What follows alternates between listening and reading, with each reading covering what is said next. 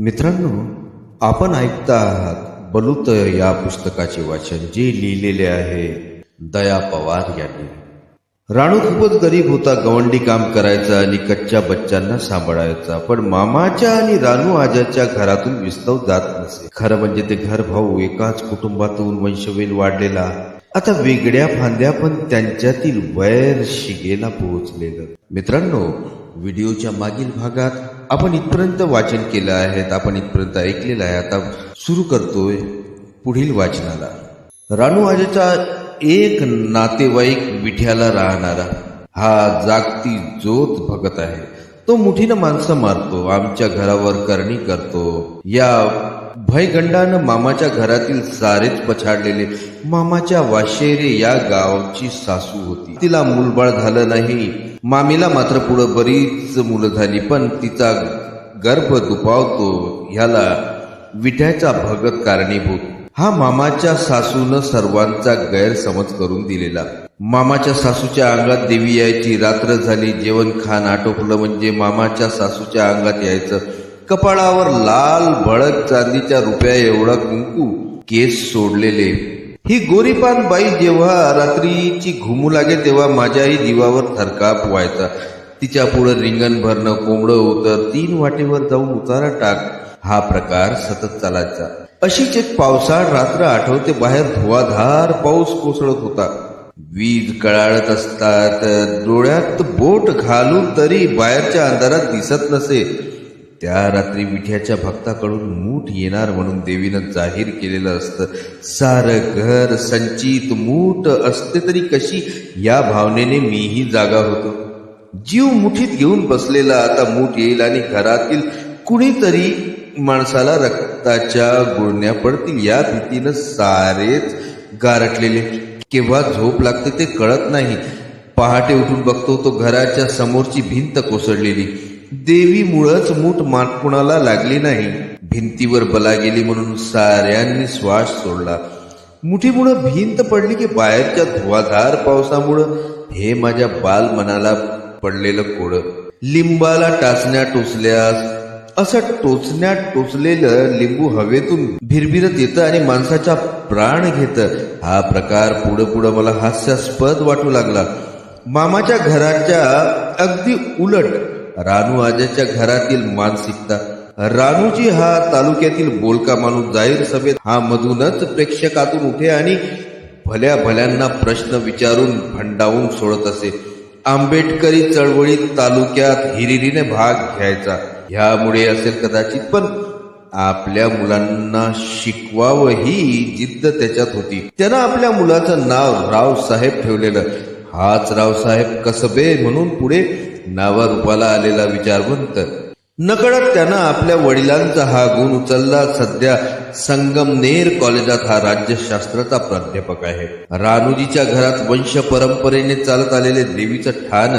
घरात कुणी देवीला पूजत नव्हतं, पण सणासुदीला गावातील मराठा स्त्री पुरुष महारवाड्यात देवीच्या पूजेला यायचे. देवापुढं पाठीवर नैवेद्य जमतं.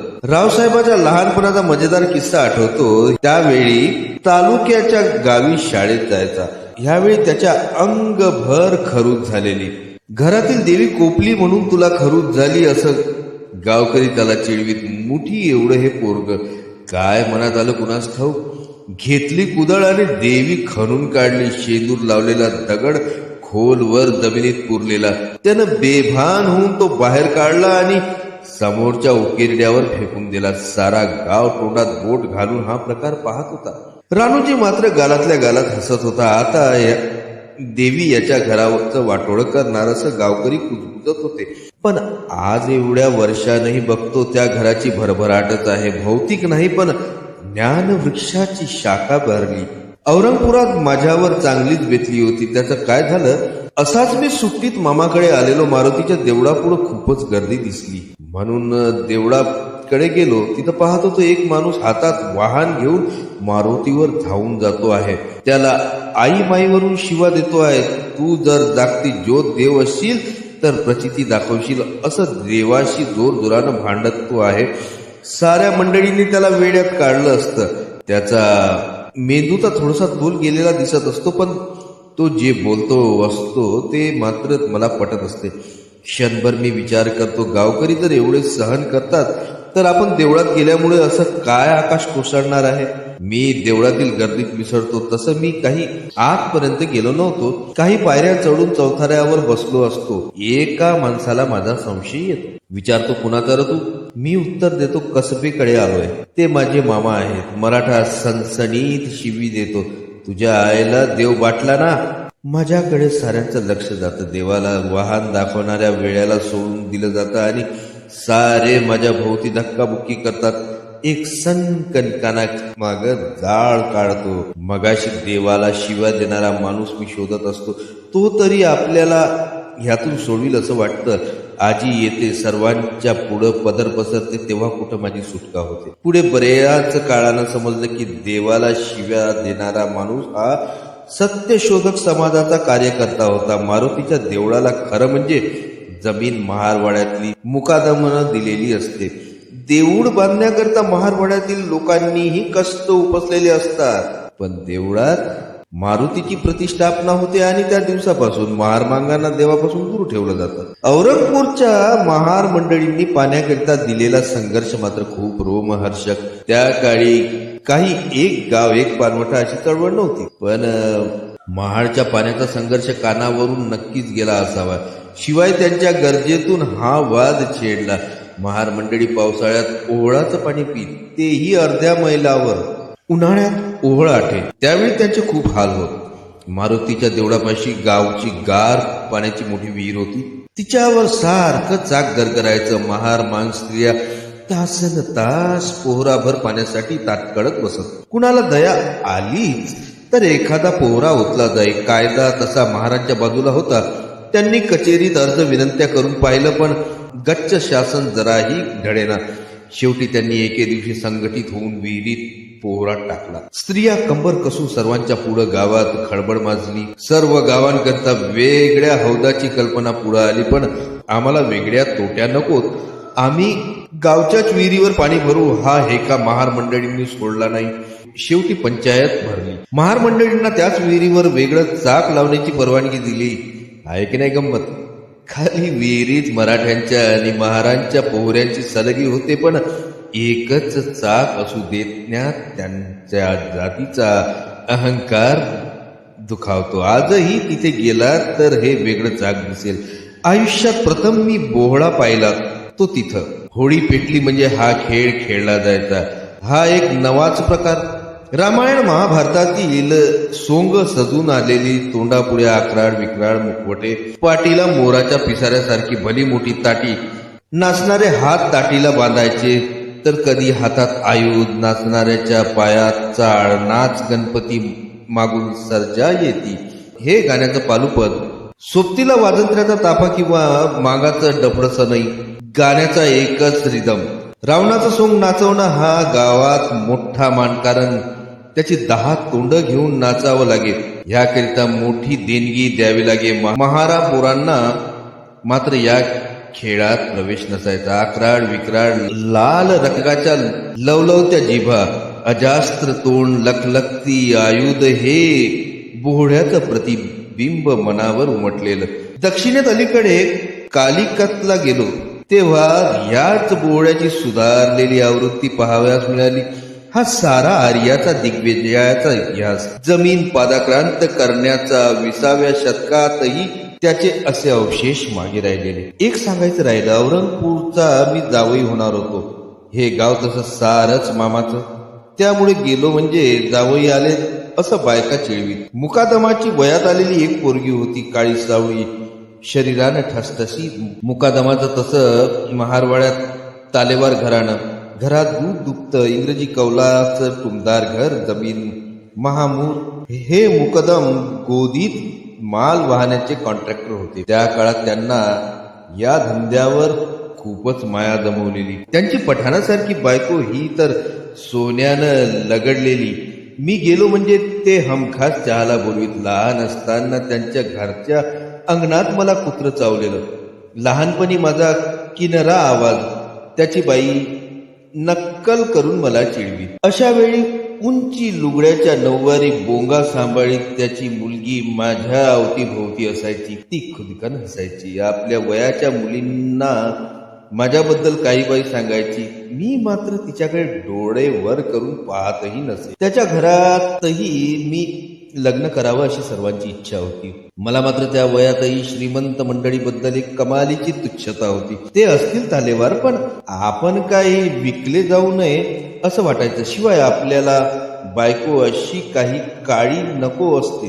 गोऱ्या मुलीचं स्वप्न पडायचं. मुलं कशी वाण्या बामणासारखी व्हावीत असं स्वप्न तरंगून जायचं. माझ्या व त्यांच्या वैभवाची मात्र शेवटपर्यंत चालली नाही. मुलीचा भाऊ तसा करता सवरता तो शिक्षणाची चेष्टा करायचा. म्हणायचा, शिकलेल्या मेवना काय कामाचा, घरात धान्याची पोती मोजणार आहे काय. या सर्व गोष्टीमुळे माझ्या मनात असंतोष खतखतायचा. एकदा मुलीनं अंगणात कुत्र्याच्या पिलाला लाथेनं उडवून दिलं. ते केकाटत लांब पडालं. मी उगाच कळवळलो. ह्या श्रीमंतांच्या तोऱ्यात उद्या आपली ही अशीच अवस्था तर होणार नाही ना असं क्षणभर वाटलं. माझ्या आजीला मात्र हा सोयसंबंध मान्य नव्हता. आपल्या भाच्याचं उद्या दुसऱ्याच्या दारात उतरावं ही कल्पना त्यांना मान्य नव्हती. आणि मामाची मुलगी तर गुडघ्या एवढी, त्यांची तशी पंचायत झालेली असं हे जावई प्रकरण. मुंबईला विसरणं तसं शक्य नव्हतं. ते शहर मला माझ्या मुक्तीचं शहर वाटत होतं. वडील गेले असते तरी मुंबई कावाखान्यात तात्या होते. कधी कधी सुट्टीत त्यांना भेटायला मी जायचो. तर पाणी बदलण्यासाठी ते गावी येत. ते आले म्हणजे त्यांच्या बरोबर काकू आजीही येत असे. तात्याचं हे दुसरं लग्न. काकू दिसायला खूपच छान. गावी आली म्हणजे तिच्या अंगावर भरजरी मोरपंखी पैठणी, वज्रटीक नथ, असे सोन्याचे दागिने, पायात चांदीचे तोडे, सारं गाव टकामका बघायचं. गावी आली म्हणजे काकू पाहुण्यासारखी बसून राहायची. आमची पडती बाजू होती ना. आई सारे कष्ट उपसायची. आईचं फाटकं जुनेर, तोंडावरची लाचारी, पांढरं कपाळ हे सारं उठून दिसायचं. का कुणास ठाऊक माझ्या मनात मात्र कालवा कालव व्हायची. त्यात आईला गंडमाळा झालेला. एक गाठ फुटून बरी झाली की दुसरी फुटायची. गाठीच सारखं ठसठसणं तिच्या अंगावरची लाही लाही व्हायची. पण मुंबईवाल्या काकूला कोण काम सांगणार. माझ्या आतला आत संताप अनावर व्हायचा.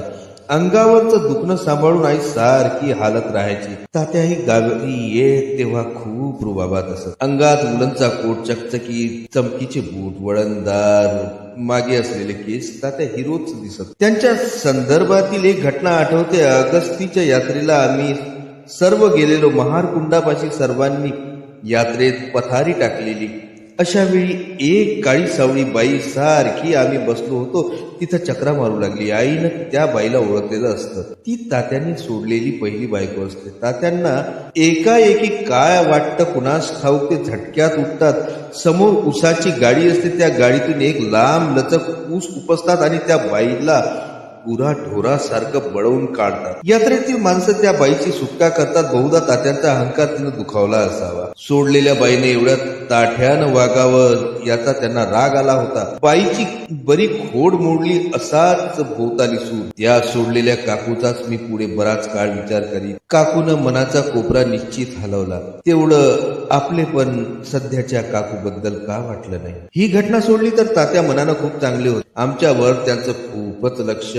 आमच्या फाटक्या संसाराला त्यांचा थोडाफार हातभार लागत असे. ते आले म्हणजे बहिणीला आणि मला नवीन कापडं आणि एकदा तर त्यांनी नवीन चप्पल दिली आणि त्याच दिवशी मी ती हरवली. त्यांनी न रागवता मला नवीन घेऊन दिली. मुंबईचा खजूर आणि पाव हमखास मिळे. चहा बरोबर पाव, तेही कडक. भ्रूण खाणे हा कोण आनंद वाटे. त्यांच्या बरोबर मुंबईला बाजारहाट असे. त्यात बोंबील, सुकट, मांदल्या हमखास असे. ते आले म्हणजे घरात हटकून सागुती शिजे. तालुक्याहून बकऱ्याचं मटण आणलं जाईल किंवा कोंबडीचं बरबाट मिळेल. दरवर्षी तात्या गावी कधी येतात म्हणून मुंबईकडे आम्ही डोळे लावून बस. दिवाळीच्या सुट्टीत मी मुंबईला जात असे. जाताना मन मात्र कात्रीत सापडल्यासारखं. काकूला आम्ही मुंबईला आलेले आवडत नसे. ते द्वेष करायचे. आई मात्र बळेबळेच मुंबईला ढकलीत असे. एक तर मुंबईला गेल्यामुळे वर्षभर पुरतील असे एक दोन कपड्याचे जोड मिळत असत. शिवाय पुस्तकांना पैसे. मी गेलो म्हणजे काकू घालून पालवून बोलत असे. तात्यांना सांगायचे, हा मोठा झाला म्हणजे काय तोंडात मुकणार आहे काय. मी या जिवारी बोलण्यानं दुःख भांगून जायचो. एकांतात जाऊन मोठ्यानं रडावंसं वाटायचं. आज जेव्हा काकूच्या बोलण्याचा मी विचार करतो तेव्हा मला तिचा राग येत नाही. आज मी विधवा काकूला आणि तिच्या मुलाला कितीस बघतोय. माझ्याच संसाराची भोक बुदविताना नाकी नऊ येतात. मागच्या पिढ्यांना हे कसं शक्य झालं? आज सारेच नात्याचे बंध तुटलेले. माझ्या वडिलात आणि तात्यात जो प्रेमाचा धागा शेवटपर्यंत होता तेवढाही आज माझ्या चुलत भावात आणि माझ्यात नाही. आमच्यात ह्या भिंती कुणी निर्माण केल्या? तर मित्रांनो, आजचे वाचन आपण इथेच थांबवूया. भेटूया व्हिडिओच्या पुढील भागात. जर आपणास माझी वाचन शैली, माझा हा उपक्रम आवडला असेल तर कृपया चॅनलला लाईक करा, सबस्क्राईब करा आणि शेअर करायला मात्र विसरू नका. धन्यवाद.